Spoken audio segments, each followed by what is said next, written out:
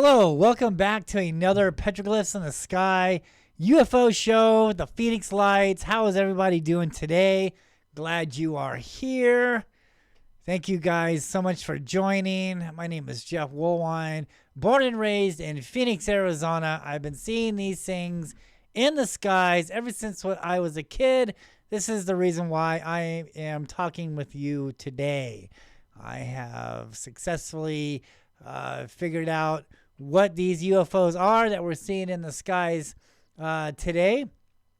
Not only from the 1,000-year-old rock art left by the Native Americans, known as the Hohokam Indians here in Phoenix, but also from the first park ranger from the 1930s and all that information that has been tucked away in the Phoenix Library for 80 years, out of sight, and I stumbled across it. So lots of information. Those of you who have been following me all these years, thank you so much. You know what I'm talking about. And if you're just joining right now, make sure that you hit the subscribe button here on this YouTube channel, the Phoenix Lights, Petroglyphs in the Sky. Make sure it says the Phoenix Lights, Petroglyphs in the Sky. There are others out there portraying to be me, and they are not. So make sure that you subscribe to the Phoenix Lights, Petroglyphs in the Sky. Find us on Facebook also, the Phoenix Lights, Petroglyphs in the Sky. And for all your UFO goodies. All right, so I know it's been a crazy, crazy world in the year 2022 that's going on right now, and you know, our hearts and prayers are with Ukraine right now, and you know, it's kind of a scary thing on what's going on now, and you know, those of you who have been following me all these years, you know that how I talk about how on these Hopi prophecies and Hopi worlds and how they change, and we're right in the middle of the, well, actually, we're at the end of the fourth world, and could we be getting ready to enter the fifth world? It's possible. One thing that I have learned over the years, over the many, many years of studying these Phoenix Lights and studying these creatures in the sky and studying just like the patterns and developments and just how everything is going, and the history, especially the history of these creatures in the sky. Every time man goes to war with each other, that's when these things really start to escalate. That's when we start seeing a lot of UFOs, a lot of lights in the sky, when man starts to war with each other, especially like World War II. You know, all the pilots are chasing around all these Foo Fighters, all these red lights in the skies, right? And so every time the world kind of escalates in war, that's when these things really start to show up. And those of you who are asking me, well, why are they here? How come they haven't made contact yet? You know, history, man. History tells you. I think we need to start taking a second look at what these petroglyphs are talking about on these mountains out here, on these holy, sacred mountains, because they are prehistoric photographs of a story of history. They're history carved in stone. And it's not just telling a story or just a myth or just, you know, some random drawing on a rock. No, this rock art is there for a reason, for a purpose. And I believe that it's for our generation to understand our past. In order to understand our future, we must understand our past.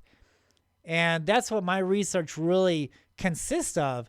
Not just hearsay, not just, you know, somebody saying, you know, this and that, but actual facts and proven evidence. That's what we have to go on nowadays, because there's so many people out there, you know, hoaxing videos or trying to sell books and get money and selling movie tickets on UFOs and stuff when they really haven't investigated what's really going on.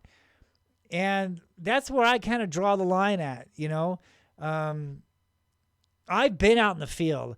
I watched Phoenix, Arizona, the source of the Phoenix Lights, the South Mountain area, for many, many years. I've been there. I hiked the rock art. I hiked the mountains. I found the rock art. I explored the rock art. I understood the rock art. I called down a Native American shaman who works at one of the Indian museums here in Phoenix, and I had him teach me on how to understand the rock art. So it's just not my interpretation here. All right, this is just not my theory. Okay, this information has always been with us, and for some reason, either it's been covered up, it hasn't been talked about in 80 years. I mean, the public really doesn't understand what these symbols and meanings are on these rock art. And that's what I'm here. That's why I'm here today, to try to explain this. Because, I learned from scratch. Everything that I've been doing over these last over 20 years now of research on the UFOs and Phoenix Lights and petroglyphs and the lost history of Phoenix, Arizona. I mean, that's a lot of research. That's a lot of hiking on the mountains. I've done more research, more investigations on the Phoenix Lights here in my hometown than anybody else anywhere. Okay, I've done more research and more investigating ever. And it's not just hearsay. It's not somebody just telling me a story and I'm going to go try to sell that to the public. Like all these other, so-called researchers out here in Phoenix, Arizona, that are selling movie tickets and selling books on nothing, right? They don't have anything. Because they haven't been on the mountain. They haven't discovered the lost history of Phoenix, Arizona that explains what these Phoenix Lights really are. Explains what these UFOs are in the sky. I started going down this one path, thinking, technology, spaceships, crafts, right? And that's all good. Don't get me wrong. I'm not dissing that, dude. But once I started seeing them up close, being on the mountain, understanding the rock art, and those of you who have been watching me all these years know that these things were just coming off the mountain and flying over my apartment, man. Right there at my window. I was getting great shots of these beings. And they knew I was watching them. They knew I was filming them. They wanted me to learn, for me to tell you what is here, what they are. And that's what I'm doing here today. I believe everything happens for a reason. Nothing is by, coincidence. Everything happens for a reason. I'm here talking to you about these UFOs for a reason. Like I said, I was watching these things ever since I was a kid, playing catch football with my dad. There would be an orb in the sky. So I grew up with these things, and it made me want to find out what the hell was really going on here. So I did. In 2004, I packed up my cameras and I packed up all my information, and I went on a hunt. I went on a journey. I went on a quest to find out what the heck is going on in our skies. And like I said, I was going down this road thinking spaceships, technologies, little gray guys. But the evidence, man, and what I was filming, what I was seeing, what I was witnessing, it was something completely different. Something completely different. I realized that these creatures, these lights in the skies, these things that we see in the skies are living creatures, living beings, living entities, right? They're shape-shifting, they're morphing, they're changing shape. They're coming and going from South Mountain in Phoenix, Arizona. And why that mountain? Now, when we talk about these spirals are symbols for doorways. And when the spirals end in a certain area, that's where that doorway, that emergence point, is located at to the underworld, according to some of these Native Americans. That crack in the stone where that spiral is ending at, that's the doorway. That's the emergence point. If that spiral is ending up, straight up, you're talking lights, man. You're talking lights in the sky that magically appear in the sky. And we're going to show you some videos of that. Those of you who've been watching, who know what I'm talking about, those, you've seen it, right? These lights just magically appear in the sky. We're going to show you some of those videos here. I'm going to show you a video on that. We got 3 videos that I'm going to show you today. One in Vegas, one in Mexico, and one in Florida. And we're going to talk about flares. Do we really have to do that? But yeah. How many times have we talked about flares and what flares do compared to UFO lights? All right, yeah, we'll get into that. We'll explain that again. Okay, we'll check out what flares look like compared to what real UFOs look like, right? So many, many, many years I've been doing this, right? I did the pilot for the UFO Hunter show. I did the pilot for the Ancient Aliens TV series. I went on to do the History Channel UFO Hunter show. I did True TV. I can't even think of that program now, right? Encounters of the Unexplained. Okay, I've been on many, many other cable shows and news stories around the world. I wrote an article for UFO Magazine. I have my own book out, and we'll talk about that here in a minute. And so yeah, I've been doing this for a lot of years. Okay, and my story hasn't changed because why? Like I said before, I'm going down that road thinking spaceships and technology and gray men. That's all good. I'm not saying that they aren't real. That could be a very possibility, right? Sure, I'm open to it. But I think that what the majority of the public is seeing in the skies today are living creatures, living beings, living entities. You see 5 lights out there? That's not some cloaked ship. That's not 5 ships. That's not 5 crafts. That's 5 living beings, 5 living creatures. 5 living beings. And they're attracted to these energy sources around the world. This is the reason why they're attracted to South Mountain for over like 2,000 years at least. Probably goes back further. The lights over Phoenix is nothing new. The lights visiting South Mountain is nothing new. This has been going on for thousands and thousands of years. It's a pattern. I learned the pattern. I learned how they were tracking the sun. They're tracking the seasons. And I did all of this by just watching South Mountain on the east side for many, many, many years. That's all I did. I didn't give up. It was a very long and patient research, and a lot of people aren't able to do that. That's why this kind of information, this kind of discovery hasn't been discovered yet. Is because no one has done this before. I did. I sat on that east side of that South Mountain, and I watched these beings come and go from South Mountain in Phoenix. And I learned the pattern. Sometimes they were here, sometimes they weren't. They followed the seasons.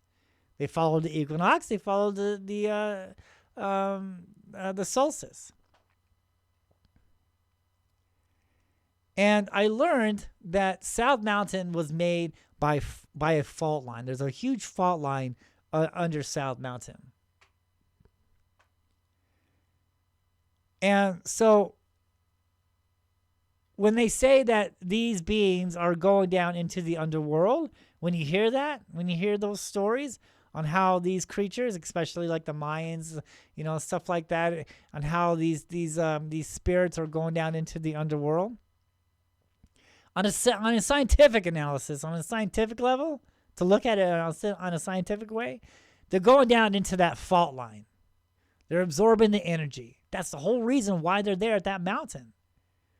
Is they're absorbing the energy. I've seen these lights over this major power plant on the east side of South Mountain on Ray Road. This power plant, electrical power plant, is bored down into the fault line of South Mountain. Now in 2004, I watched these lights right over that power plant, absorbing the energy. And boy, when they do, you can see them, man. You can see them sucking up that energy. They're like plasma orbs. You know what I'm talking about? Plasma orbs. That's the reason why you see lights in certain parts of the world. Phoenix and Las Vegas and Florida and California and Texas, right?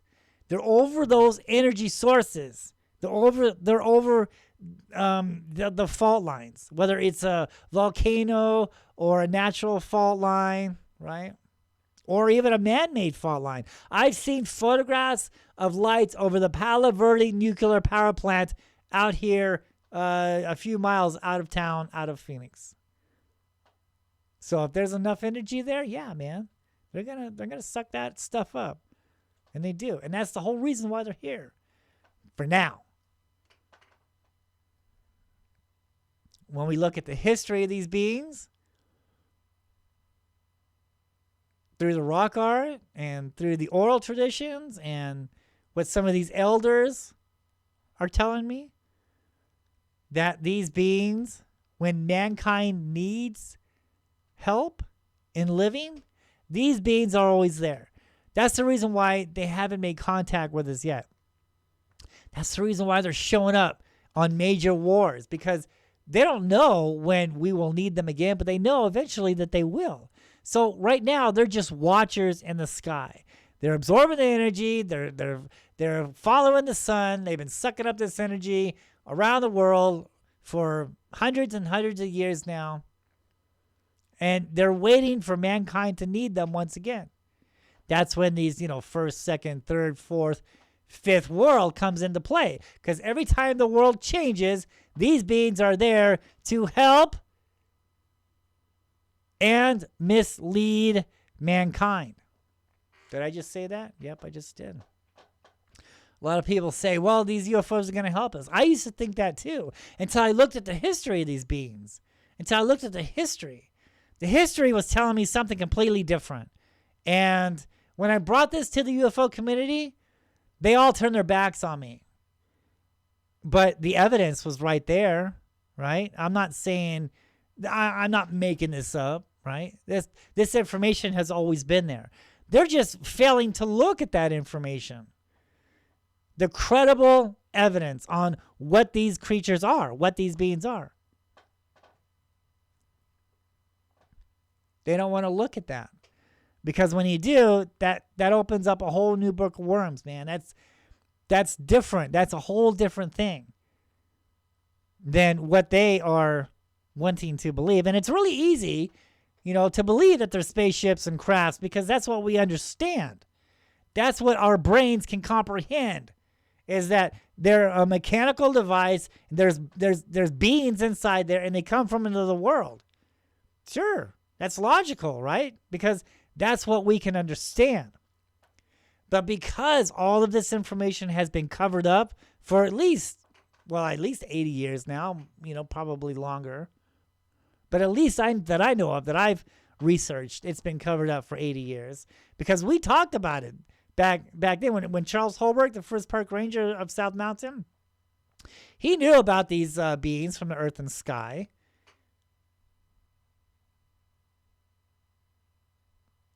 And by the way, you can find my website on all the links on my YouTube channel, and that will bring you to the information on Charles Holbrook that I dug up in the Phoenix Library. That's proof, right? And it talks about the lost city of Cibola, the lost city of gold, because this was one of the places where the Spanish conquistadors were looking for this city of gold, left, by the Mayans, by the Hohokam Indians. And see, there's a lot of history here that hasn't been talked about. The archaeologist doesn't talk about this stuff no more. Ever since Holbrook died, they just buried all his information in the Phoenix Library in a folder away from the public eye. Unless you know what you're looking for, and I accidentally, just like all this other research, I accidentally stumbled across this information. Just like with my research on South Mountain, just like with my research on the petroglyphs, just like my research on watching these things come and go from the sky. I learned. I accidentally found out what was going on. I accidentally went to the library just on a hunch to find out the history of Phoenix. And I found this folder. And it talks about the Mayans being here. It talks about the Hohokam people here. It talks about the sacrifice that was going on for the spirits of the earth and sky. It talks about the tombs, yes, tombs on South Mountain. It talks about the giants that were here in this valley. Yeah, man, it's deep. It is way deep. And that's what the petroglyphs talk about. The petroglyphs talk about giants. The petroglyphs talks about these supernatural entities, these beings in the sky. They're photographs. They're prehistoric photographs. Charles Holbrook knew about all this, and how did he learn? From the Native Americans telling him this.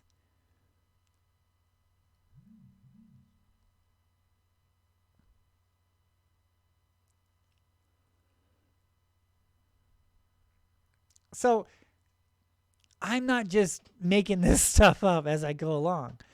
I researched this. I studied this. I hiked South Mountain for many, many, many years. I've been on places where nobody has been in a long, long time. I have photographed these petroglyphs. I bring them down to you. I want you to look at these petroglyphs. I want you to look at what we're seeing in the skies now. That's why it's called Petroglyphs in the Sky. Excuse me for 1 second.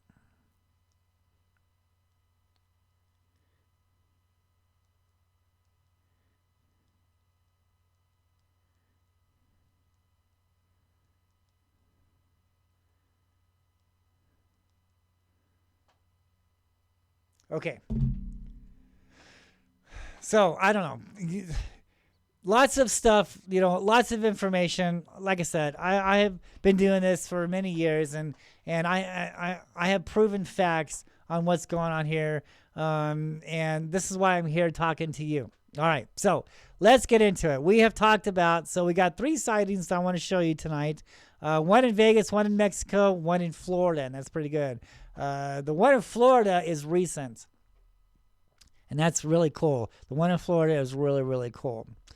And so, yeah, let's get this this party started, if you will. So, okay, what do we got here? Here's my book, The Phoenix Lights, Petroglyphs in the Sky, Landscape for the Spirits, True Stories, Myths, Legends, and UFOs over Phoenix. This is, 15 years, right? 15 years of hiking South Mountain, photographing the petroglyphs, contacting a Native American shaman that works at an Indian museum in Phoenix, having him teaching me the petroglyphs. Just like I said before, discovering the stuff in Phoenix, Arizona's library, understanding Charles Holbrook. Oh my God, and lots of information. This book is kind of different. It's not a regular UFO book, okay? It talks about the lost history of Phoenix, Arizona that hasn't been talked about in 80 years. Okay, this explains on how to understand the petroglyphs. And they're all colored photographs, right? It's not just a bunch of words like all these other UFO books, right? This is photographs. This is colored photographs. Explaining how to understand the rock art, explaining what these beings in the skies are, explaining a story, a magical time-shifting story on how Phoenix came to rise up from the ashes of the formal civilization, right? This is what I talk about. I talk about the formal civilization. The Hohokam Indians. Hohokam is a Pima name because the Pimas consider themselves ancestors to the Hohokam. And the Hohokam were here for 1,000 years. And one day they just simply disappeared. Archaeologists wants us to believe they simply migrated somewhere else. We can't find anywhere on where they went. When you and I move, we take our belongings with us. The Hohokam people didn't. They were here for 1,000 years and just up and vanished from history without a trace on where they went, and they left everything behind. Not only this tribe, but also other tribes around the world this happened to at the same time. So it just didn't happen to this tribe. It happened to many other tribes around the world. And so the Pimas called these people the people who got taken away. Hohokam. That is what Hohokam means. And what does the petroglyph show? The petroglyph tells a story on their life, on their information on who the Hohokam people were, what they saw in the skies, what they dealt with on a daily basis, how they performed sacrifice to these spirits of the earth and sky, how they got there in Phoenix in the first place, where they went, because there were survivors, right? Because after most of them got taken away, some survived.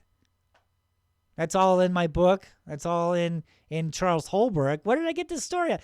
Charles Holbrook, man, from the grave is talking to me, man. He pointed me to that folder. I was finding all this stuff on South Mountain, right? I'm finding sacrificing altars. I'm finding tombs, right? I'm finding man-made pyramids, right? Pyramid hills on South Mountain. I'm finding all these weird petroglyphs of stick figure guys looking up at things in the sky, right? And I'm asking myself, what's up with this archaeologist, dude? Why isn't he talking about all this stuff? Why? How come we're not opening up one of these tombs out there on South Mountain? Why did they make South Mountain a government park? There's no reason for it. Why didn't they make North Mountain a government park? Why didn't they make the White Tank Mountains on the west side a government park? Why not make the Superstitions a government park? Why not make Camelback Mountain a government? Why pick on South Mountain where you can't go in there and start digging stuff up or you'll go to jail? Why? Because they don't want you to know. They don't want you to know that there's tombs out there. And who knows what the heck's in these tombs. The Hohokam story says it's gold, man. The Hohokams tell us that there's gold there. There's gold in these tombs on the mountains of South Mountain. And who else knew? And who else? What else is there? And why would the first park ranger, a respected official, not only in Phoenix, but California, Utah, New Mexico. I found information on this guy all over the west coast of United States. So he just wasn't, a park ranger here in Phoenix. His history goes back many, many other states. And some files I can't even get to. They're locked away. They're tucked away on some of these other files in these other states. Why is that? But it is. But he's there, right? So if this park official, a very respected park official, is talking about tombs on South Mountain, talking about where these people went, talking about altars, talking about Mayans, talking about sacrificing stuff, talking about gold, talking about where these people went, why would he do that? Why would he write in this journal, in this brochure booklet that he passed out to people, because he did tours on South Mountain. He was custodian there from 1930s all the way up to the late 40s. And when he passed away, they buried all his information in this folder in the library, and I accidentally stumbled across it. So all that stuff, you can see it on my website there, Charles Holbrook. And so all this... where the story came from in this book was basically from Charles Holbrook. Charles Holbrook's spirit was making me write all this stuff down. I know it. He had to have. Because how would I came up with all this stuff, right? With facts and evidence and the history of Phoenix. Right? So The Phoenix Lights, Petroglyphs in the Sky, Landscape for the Spirits, True Stories, Myths, Legends, and UFOs over Phoenix. Now you can actually see, look at that petroglyph there. Does that look familiar? 1997, March 13th. How did the HoloCom see that before us, right? How did they record that, right? These petroglyphs are prehistoric UFO sightings, basically. And I explain this in this book. Check it out on Barnes & Noble, eBay, and ebooks, stuff like that. Lots of information and a neat little story. And it talks about the history of Phoenix. You know, it talks about how the HoloCom people got there. You know, how they interacted with these Phoenix Lights and stuff like that. So, yeah, it's a neat story. Okay. I also do another channel. It's called Haunted Encounter Adventures. And find that on YouTube. Make sure you subscribe to that. So we go off and we investigate haunted buildings and haunted places, and we do spirit box sessions. And I take my SLS camera and we go out there and we hunt for ghosts. And you know, there's something in the making right now that I can't really talk about, and I really hope that it goes through. But something big is coming up. This is March 1st, 2022. And so let's just hope that my next show, I will be able to talk about it and we'll be able to let you know what had happened. But something big is going on with Haunted Encounter Adventures, along with Arizona Ghost Adventures. So yeah, there's a lot of things going on. And I'm excited. I hope it goes through. But, you know, there's always a chance, right? So, and I'm not allowed to say anything. But Haunted Encounter Adventures, check us out on YouTube. Make sure you hit that subscribe button. Find us on Facebook also, Haunted Encounter Adventures. And, yeah, okay. Great stuff. All right, let's talk about some petroglyphs here. All right, so this petroglyph here was on, it's on South Mountain, all right? And when Dave, the Native American shaman, was teaching me about these petroglyphs, let me bring out one of my arrows here. Okay. He was explaining to me that, because you can see all these people, right? And look how they're raising their hands up. Right? They're looking up. They're waving. They're looking up at something in the sky. So when you look at the rock art, I've said this many times, when you look at the rock art, you have to look at the whole landscape, because the artist is including the landscape in with the art. So if you have something that's high up on a cliff where you have to look up to see the petroglyph, that means the artist is telling you, look, you have to look up. I saw this in the sky, because that is where it's at. I saw this in the sky, and so this is I don't have a video camera, I don't have a photograph, I don't have a cell phone camera, but I have this boulder, I have this huge mountain on which I saw this thing over the mountain, and in order for me to explain on what this rock art means, I need you to look up, okay? That's the first thing. First stage into understanding the petroglyphs is where it's carved at on the rocks, because the petroglyphs just aren't there just to look pretty. They're there in strategic spots on where the event took place at. So if the event took place over there, then that's where the rock art is. If nothing happened over there, there won't be any rock art over there. Okay, there's no reason for it, because the rock art is a prehistoric photograph testimony on what took place in that area. So if you have to look up to see the rock art, that means that was in the sky. Okay, or there's a spiral up there in the sky, right? And it's on that crack, right? It's that doorway crack, the emergence point into the underworld, into that fault line, into the energy source. If the spiral ends up, there's a vortex in the sky. There's a doorway in the sky. That's what these spirals represent. They're symbols. It's like looking down into a tunnel. Okay, and so when the spiral ends up, there's a vortex in the sky. And that's what it's talking about, the doorway. That's when these lights come in through the can just magically appear in the sky, and we're going to show you what I'm talking about later on in the program. So, my point, okay, is look how I filmed the sky.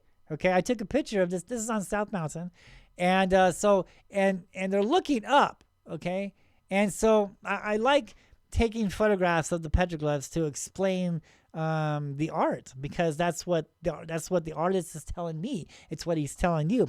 You know, it's right here. The art is here, and these guys are looking up. And what are they looking at? They're looking up into the sky. Now, one thing I found very interesting, that Dave pointed out this guy here, and he said this was a spirit. Is he saying a little alien from Mars? No. He is saying a spirit. This is a spirit being. This guy here. And so they're bringing this guy here, right? They're bringing him, this spirit. The spirit is walking along with these people, and these people in front are trying to contact the other beings in the sky, or are waiting, or are seeing something in the sky, right? Because they're all looking up. But this being here, he said, this is the spirit. This is the creature. And that's exactly what is going on here. That's what I said from the beginning, that these are not spaceships. These are not crafts. These are living beings, living creatures. They shape-shift, right? They change color. They shape-shift. When you see that orb in the sky, that's just the beginning. I've seen these orbs anthropomorph. The archaeologist likes to say they change shape, and these orbs, they start growing lines and start growing what looks like arms and legs, and this other orb connects to the top, and it kind of looks like a head. And so now we got this line, and so now the petroglyph kind of resembles what people like to call a lizard man, but it's really not a lizard man. It's actually that orb, and he's morphed. He's changed, man. He's got that tail.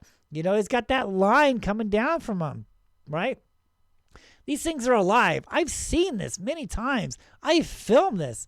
As a matter of fact, those of you on my website, there is a petroglyph, okay?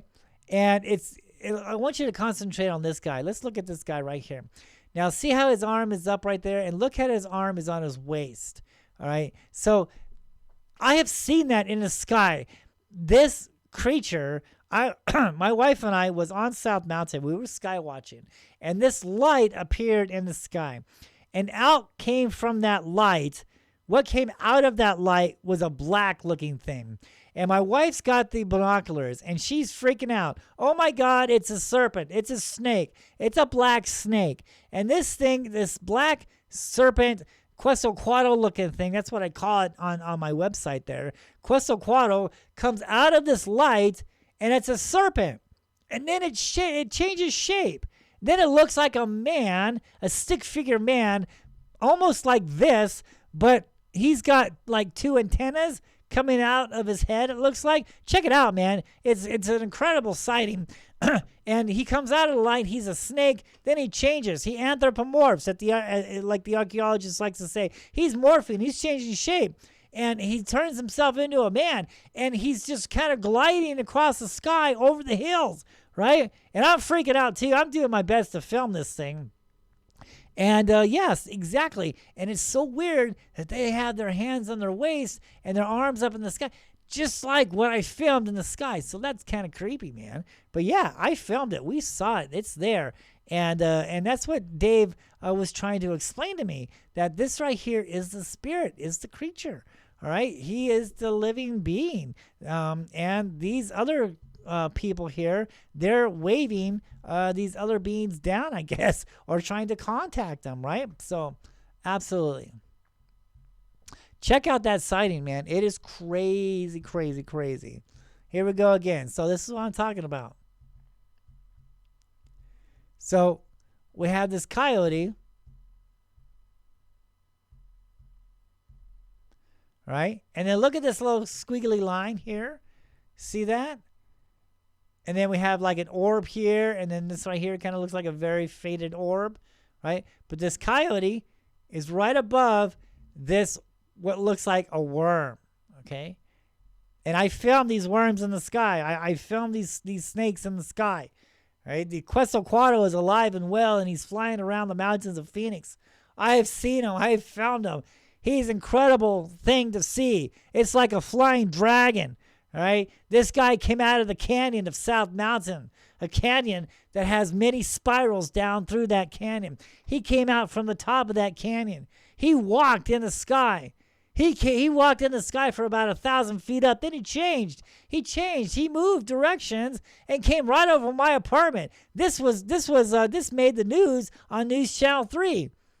Okay, I filmed this. My videos were analyzed before they made the news in Phoenix. This flying serpent came out of South Mountain and went right over our head. And I filmed this being, and he's changing shape. He's black and red. He looks like a snake. He's alive. He's a creature. He knows who's watching. He knows who's not. He doesn't cast any shadows. He doesn't make any noise. But he's there. And if you pay attention, you will see these creatures too.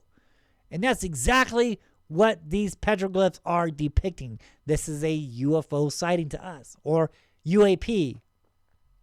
These are living creatures, living beings, living entities. And here's one that I'm talking about right here. That little squiggly line. It doesn't look like much, but I tell you, when you're seeing it, it is much. Okay? It is something to see. It's something to behold. And I think in my next show, I'll be talking about these flying snakes. I just came across another video that someone had filmed of this flying serpent. And it's really crazy. It's really neat. I think I'll talk about that in my next show. And I'll show my other sightings that I filmed. And we'll talk about these. I've done flying serpent shows before in the past, but I guess I'll do another one because this sighting was really, really neat. And so yeah, there's a coyote, there's an orb, and there's a flying serpent. Quetzalcoatl. He's not just a myth. He's just not just a story. Why would they make that up in the first place, right? You really have to ask yourself, all these crazy stories about dragons and flying snakes and all these weird mythical creatures. Well, what if it wasn't a legend, man? What if these things are real, right?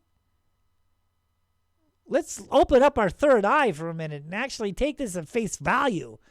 Let's just not blow it off as myths and legends and just somebody, on peyote carving these crazy stories on the mountain. Let's look at this stuff in fact. What if this is what they really saw? And when you start doing that, when you disregard the folklore and disregard the legends and all this crazy nonsense and start taking these rock art at face value and look at it, what it's really meant to be, it tells you, it speaks to you. The rock art will talk to you and tell you, this is what we saw. This is our history. This is mankind's history. These creatures in the sky have always been with us and continue to be with us. And I'll give you another secret. Those of you probably already know this from watching my past shows. This is their planet also. They're not from another planet. This is their world also. Just as the oceanographers are finding new species of life below the ocean, this is a new species of life that the scientists failed to recognize. And all these other government elected officials who know what's here, because, yeah, black helicopters are real. And, yes, there's this secret police out there monitoring what's going on. Now, they're not confiscating computers and they're not telling people to stop filming UFOs because they would have done that to me many years ago. But I tell you what, I filmed these black helicopters, watching them, watching me. You've seen it on my stuff. You've seen it. You know what? I'm talking about these black helicopters and these white airplanes circling the mountain, waiting for these beings to come and go. And what are they waiting for? They know. They know something is going on. They're waiting. They're watching. And when someone comes around like me and starts watching them also, then they start watching you. And I'm sorry, these people telling you, well, the men in black came in and stole my computer and took all my evidence. Dude, if that was going to go on, they would have shut me up many, many years ago when I started making the news, when I started doing cable shows, when I started writing my books. Okay, no, none of that. They're not going to do that. All they're going to do is start watching you now. So be prepared for that. And they still watch me just to see how close I will get and how close other people will get because they're waiting.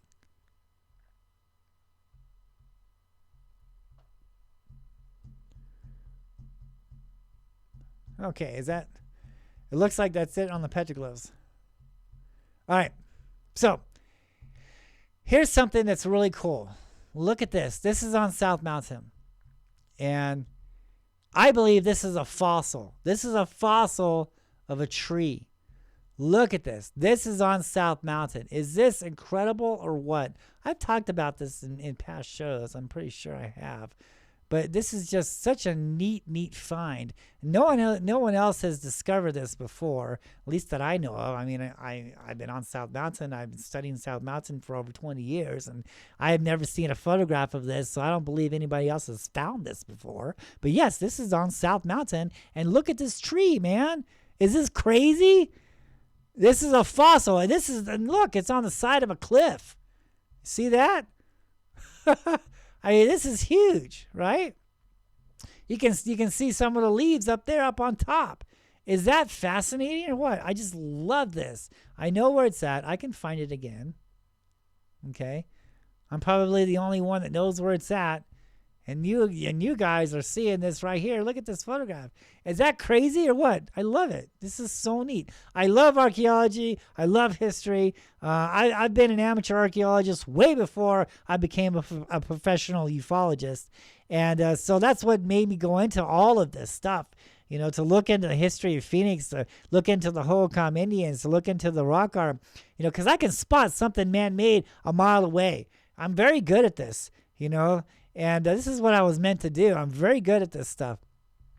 And when I spotted this tree, man, I'm like, whoa, that is some crazy stuff, man. I just love it. Look at that. And no one else has seen this before, And if they have, then no one's talking about it. But look at this, right? Look at that. How did this fossil of a tree get into this stone? That just boggles my mind, man. Whoops. Yeah, so that is really, really, really, really awesome. Cool. I just love it. And so speaking of fossils, I'm going to show you a couple things that I found, not on South Mountain, and but some other things. Let's see. Nope, that's not it. Ooh, that's getting too far ahead of myself. Okay, let's see. Here it is. Okay, so let's look at this rock here. Let's start off with this picture. This is a rock that I found on my hiking. On exploring mountains and stuff. And so look at this rock here. This is really neat, okay? So we can see, and this is how it was when I found it. And it was face down like this. And we can see the layers. Whoops, where's my, there's my arrow. Okay, so you can see the layers. See the layers on how long this stone has been sitting here? Right? Just like, I don't know, some people say like the trees, the lines in the trees tell you how old it is. Well, if that's the case, we can pretty much do it with the rocks too, man. And look at all these lines here, all these layers of I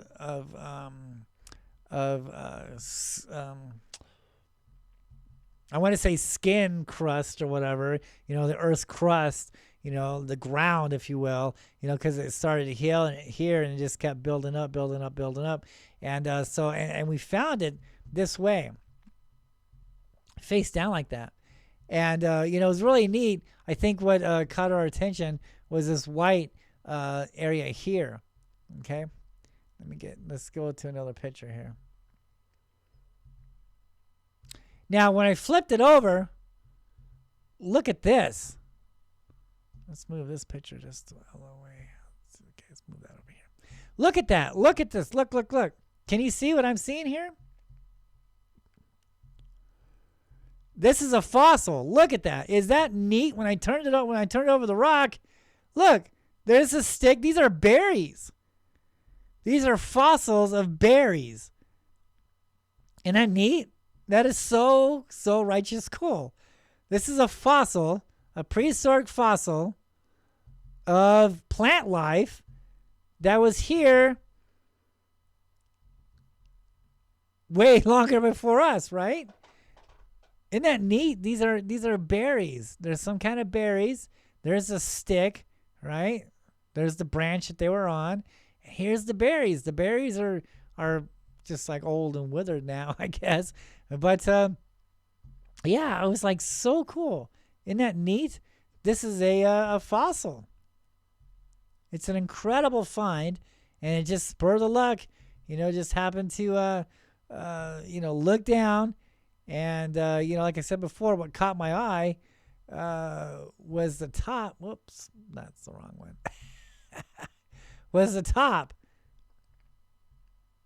The white stuff here. And then, the more and more I looked at it, and then when I turned it over, I was like, oh my gosh, check that out.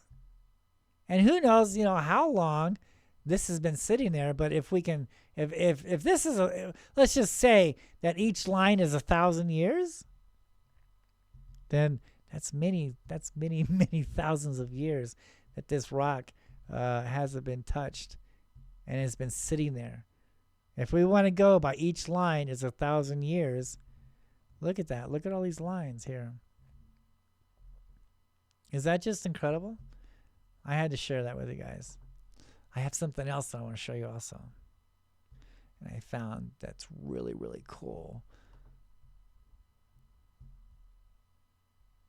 Okay. Let's take a look at this. Is this something? Look at that. Anybody know what this is? This is all natural. This is natural. Can you tell me what kind of stone this is? Let's bring the other picture out. Look at that. Is that incredible? Look at that. I love this rock. Look at that. This is all natural. This is not paint, right? What we're looking at is jade. This is jade.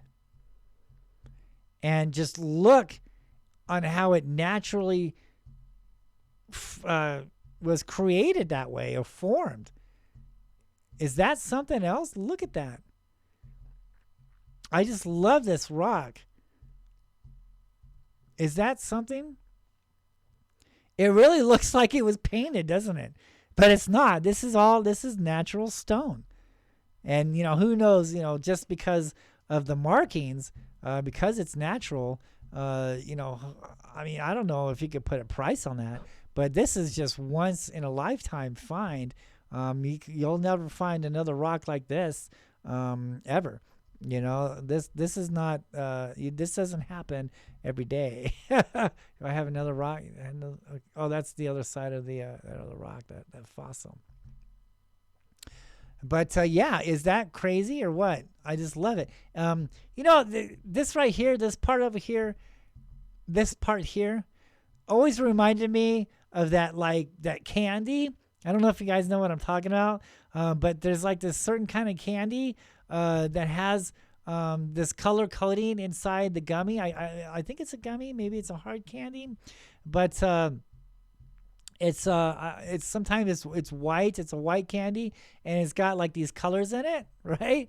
It always makes me think of that candy when I look at this stone. But that was really cool. I was just hiking one day and I looked down and I noticed this thing, man. I'm like, wow, that is really cool. That is really something. And the more I looked at it, the more I analyzed it, I come to find out, yeah, that's jade. That's a real jaded rock. Man, just love it. And I had to share that with you guys. Just way cool. So neat. Okay. Now, let's get into some of these UFO sightings. Now, before I do, I think, should we go and look at what flares look like? All right. We really have to do this, okay? Because somebody, oh, those are flares. Those are flares in the sky. Man, I'm just so sick of that, So let's look at flares first, okay? Let's just look at the flares. Let's not move us around and get us seasick. let's let's look at what flares do. Let's analyze the flares, okay? Let's look at flares. So this is a military jet, all right? Let's analyze what flares look like, and to go UFO hunting, we have to film, we have to analyze everything that's in the sky, whether it's balloons, whether it's trash, whether it's flares, whether it's airplanes or helicopters. All right, if you're gonna skywatch, if you're gonna go UFO hunting, you must first get used to what's in the sky that we know of. Airplanes, blimps, balloons, trash, flares, garbage, whatever it is. We must first learn what that looks like and how it moves in the sky and what it looks like. You must film it. Just don't sit there and watch it and analyze it and study it.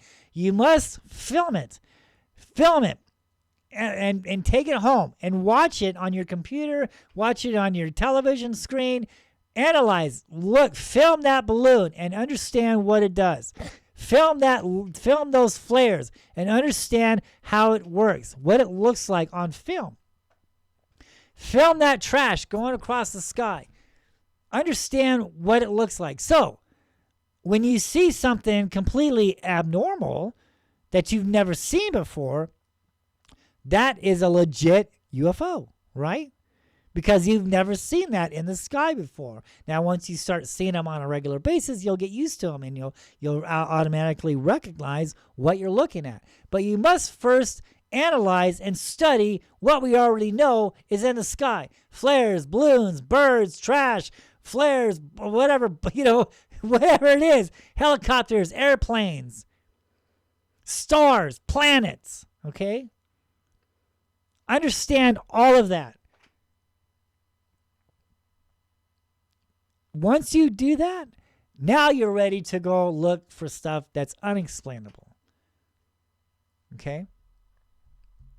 And so that's what I'm doing now. We are showing you what flares look like. Okay? Now look, see how small they are. Look at the smoke pattern. Look at the airplane dropping these flares out. Understand how long they last, especially these. Okay, so these are like anti-missile flares to get the missiles off the airplanes, right? Heat source. Okay. See that? And look how small they are. And look how they don't last. And I'm sorry, every flare burns smoke.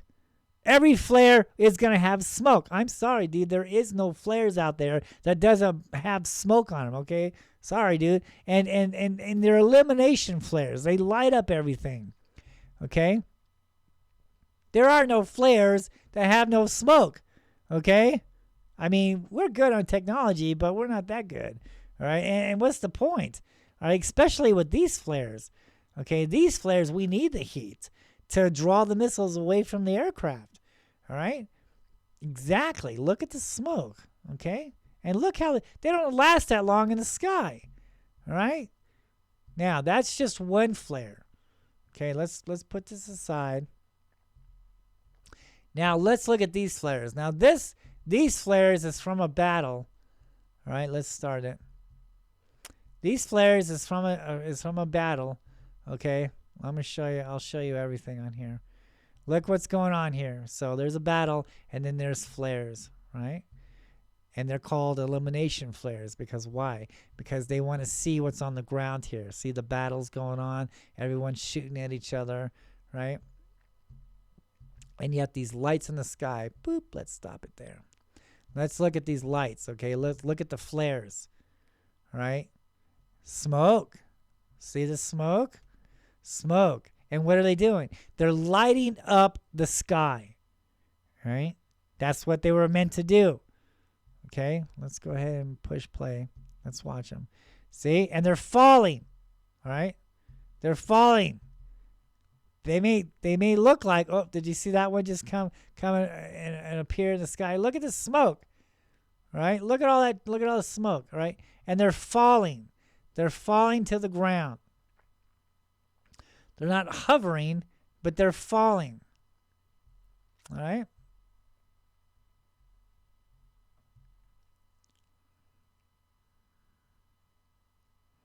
This is what these illumination flares do. They light up. Look. See that there? That's one that looks like it might be coming in. Let's push play real quick. Oh, that was an airplane or something that probably dropped him down or something. But yeah, this is what flares look like. I think if you watch closely, because I just saw it, one will like appear up here, okay? Oh, right over there. That's where it was. It was on the bottom. Let me back it up.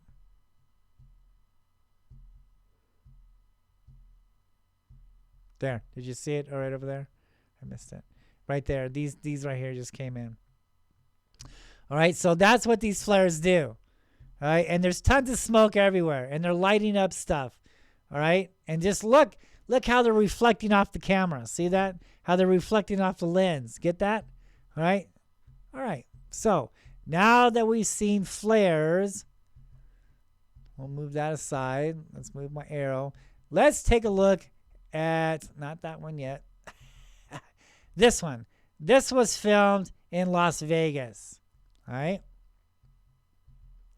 These are filmed in Las Vegas. And that was, the exact same stuff that we see in Phoenix, Arizona. All right. Get my arrow going. Okay, here we go. Ready? Here we go. Let's push play. Now look how these things, look how they just magically appear in the sky. Let me move the video down more. Okay. All right, now watch how they appear in the sky. Look what they're doing. And see, look, that just disappeared, right? That one's gone, all right? And so if these were flares, where's the smoke? Where's the illumination? And secondly, where's the airplane dropping these things out? Okay? Or where's somebody on the ground shooting these things up in the sky? And look how big they are. All right? Look how big they are. Now, I understand when it comes to these, but with this video, the one on the right with the flares, I mean, we're right there, okay? That's why they're so big, okay? But this person filming this is way the hell out, okay? And he's filming them, and these things are huge, right? See that? And where's the smoke? Where is the smoke on these lights over here? And look how these flares are lighting up everything. But yet these aren't, okay? This is how you can tell that these are not flares, all right? So many people, oh, well, they're filming flares, man. He's talking about flares, man. They're flares. Oh, my, I'm so sick of that, dude. That's so ignorant, man. Come on. Let's look at the evidence here, okay? Flares, flares, flares. UFOs, lights, okay? In Vegas, right?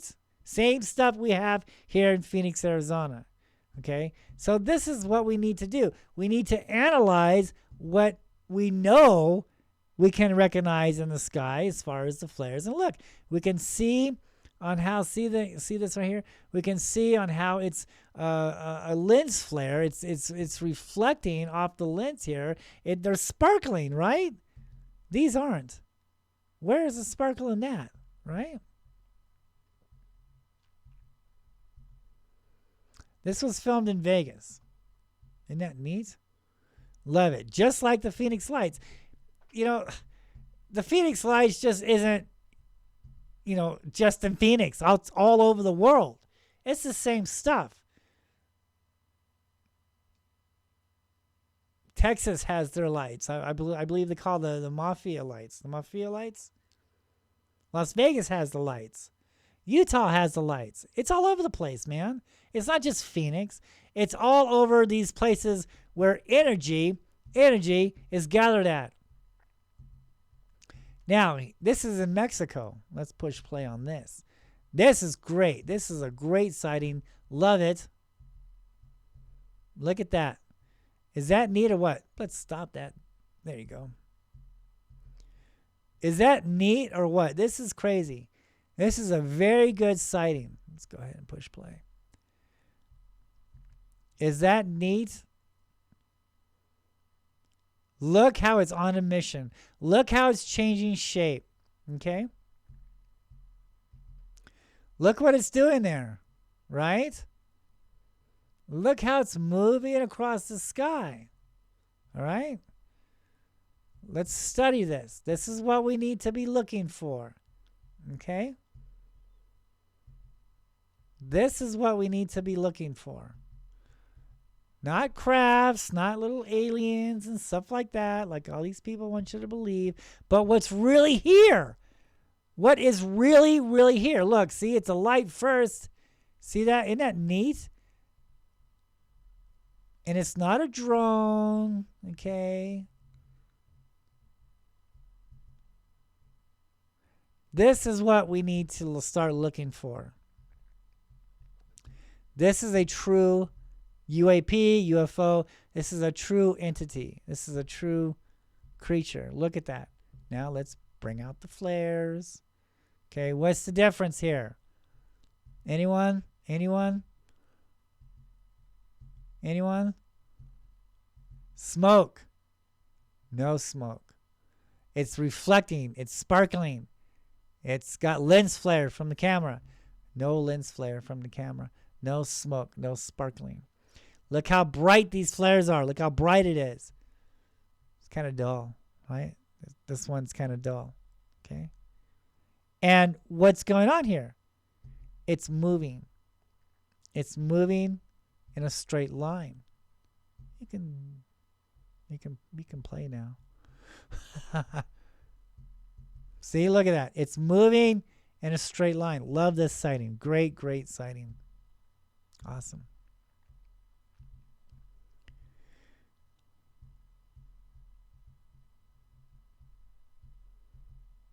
Isn't that neat? That's such a neat sighting. Such a great, great sighting.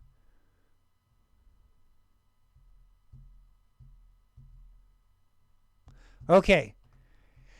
Now, this sighting happened. The one I'm getting ready to show you. So we've talked about flares. We've showed flares on what flares look like, right? All that jazz. Okay. So, Ralph in Florida, I'm trying to pull it up, the exact area in Florida. Well,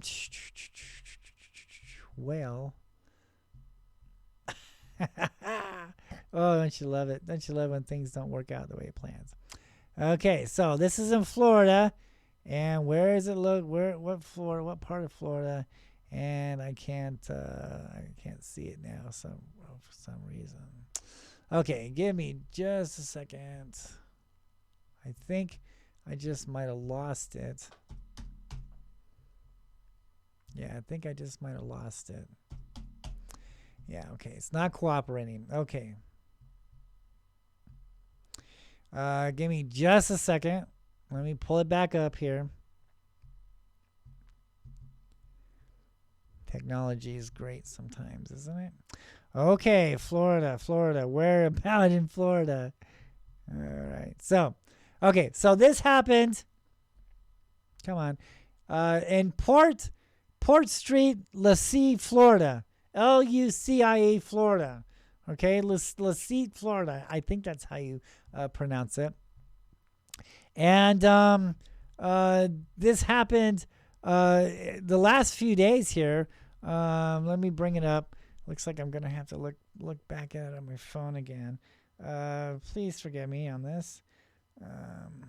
Sometimes when you get organized, it doesn't turn out that way. Okay, so this was filmed.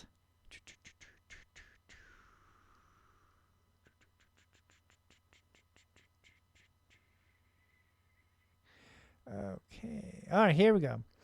All right. This was filmed January 31st, 2020. Or excuse me, 2022. So this was January 31st, 2022. Okay. Filmed by Ralph. And let's go ahead and look at this. And you did a great job filming this, brother. Awesome. You did a great job.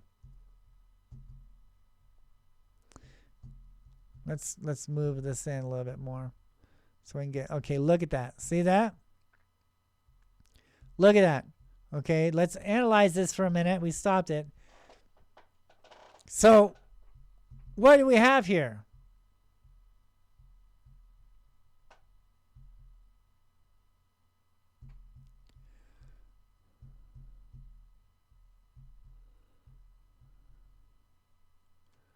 So there's so many comments. Oh, this is a flare.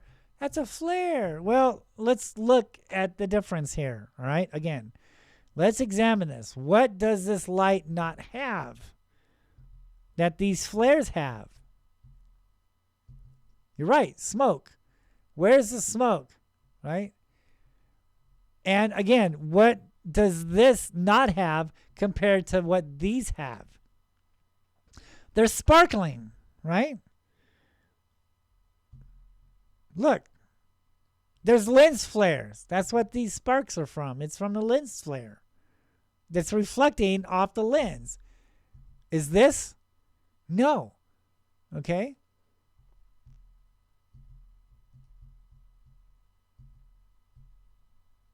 Let's go ahead and play this. And, you know, and again, look at this. Another conclusion, another fact, if you will, is, let's see if I can stop this. Right? Okay. Obviously, this is right over a population. Okay? So the military is not going to be dropping flares over the city. I'm sorry, they just don't do that, right? Oh yeah, and you can barely see it. You can see the houses. Or see, whoop, whoop, whoop. Let's move that back more. Look, see?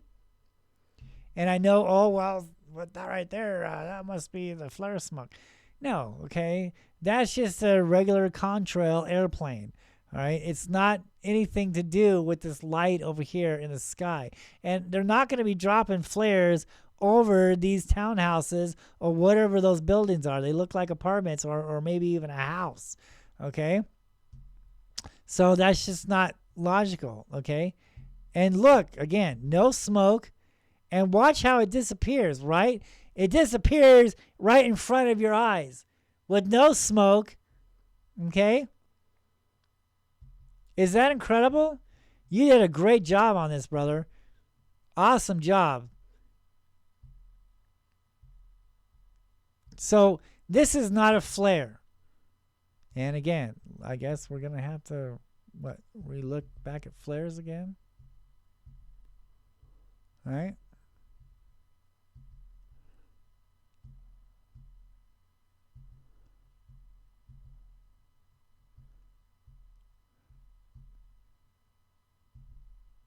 Great video, Ralph. Look, here we go again. Let's look at the flares. All right, let's examine what flares look like compared to this beam, to this UFO in the sky. Come on, where's my airplane? Here we go. Look at the difference here. Okay?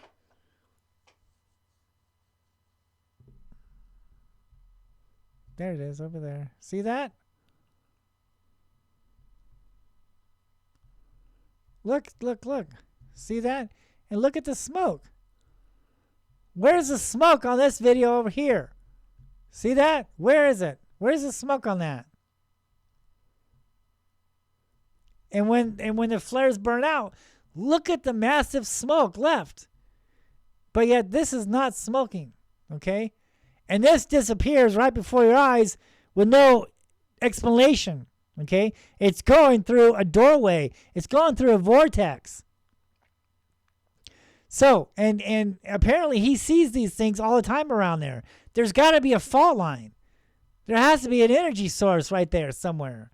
And these beings has been visiting this spot forever. So, yeah, you're going to see a lot of sightings on certain times of the seasons, on certain times of the years. You're not going to see it every month. Okay, so depending on where you're at, what location you are at, it's gonna your pattern, I call them, your pattern will be different, right? So once you understand that pattern, then you'll be able to understand when to start seeing them, when they will be back, because it's a pattern. When the sun gets in the right position of these energy sources, of these fault lines, it opens up these doorways. It causes like a type of fusion effect, if you will, and it attracts these beings to these energy spots. That's why we have a lot of sightings on one area and we don't have any sightings on the other area, because there's no energy source over there. Okay, it's right there where whoops, what happened? It's right there where the fault line or the energy spot is. So the sun aligns with these fault lines, and it opens up these doorways. When the seasons change, so do these UFOs. So do these beings. So we have a lot of sightings in one season over here in California, and then after the equinox or after the solstice, they travel. They go somewhere else. They're over there in Florida now. They're over there in Israel. They're over there in Paris. They're over there in New Orleans, right? So the sun is moving. They're following the sun. They're following the sun as they get in right positions of these energy spots. Okay? So, does he say what month? January. Yeah, January. Perfect time. January, February, March, April, May, June, July, August, man. Those are hot times, at least here in Phoenix. When you watch my videos and look at the timestamps in my early years, you can see it's a pattern.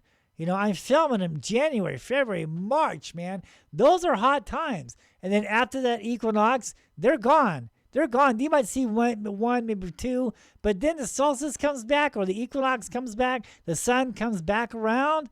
Boom. So do these UFOs. So do these creatures. Great sighting, bud. Thank you so much for filming that. And if you film any more, please let me know. Please keep me posted on how things are going. Oh, here's another photograph of that fossil. Isn't that neat? Look at that. You can really see the berries. Look at it. And the stem. Is that neat or what?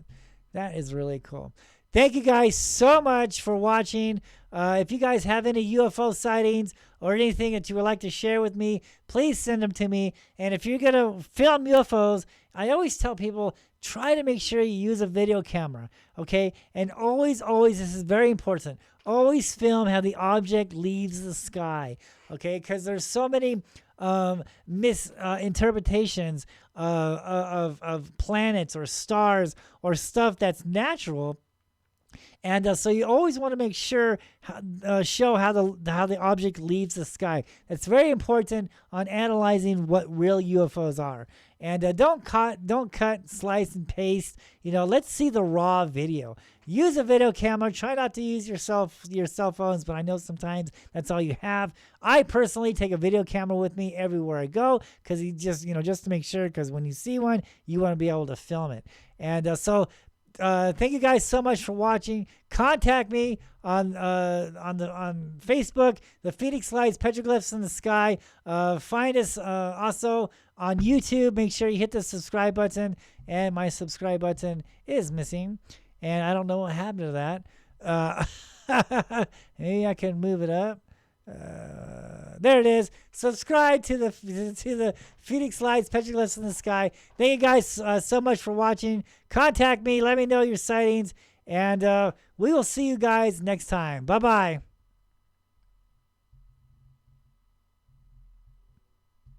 Bye-bye. Are we going? Are we going now? Can we go? Yeah, we're going. Bye-bye. See ya.